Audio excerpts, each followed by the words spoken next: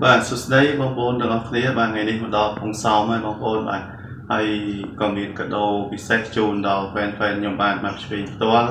បាទបងប្អូនតែងតែឆាតសួរខមមិនបាទខ្ញុំបាទបងសុំអាវមួយលាក់ទីតាំងបាទឥឡូវមកដល់ហើយមកចាំផ្ញើតាមឡានឬក៏តាមអីបងប្អូនបានមកដល់ហើយយើងមានអាវចែកបងខាងផៃថៃបងប្អូនបាទខាងផៃថៃនៅមាត់សមុទ្របាទ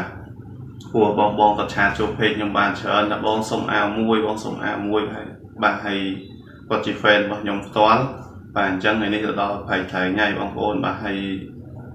បងប្អូនជួយចុច like ជួយចុច share វីដេអូខ្ញុំបានផងបើបងប្អូននៅតាមខេត្តដូចជាបាទ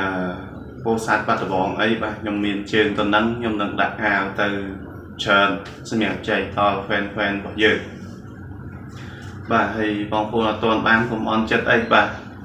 ខ្ញុំធ្វើបន្តទៀតហើយបងប្អូនយើងធ្វើបន្តទៀតហើយសម្រាប់ចែកដល់ពុកម៉ែបងប្អូននេះបាទអរគុណសម្រាប់ការគាំទ្រខ្ញុំបាទមកឆ្វេងបងប្អូនបាទជួយ share ជួយ like វីដេអូខ្ញុំបាទម្នាក់មួយផងបាទអរគុណច្រើនបាយបាយ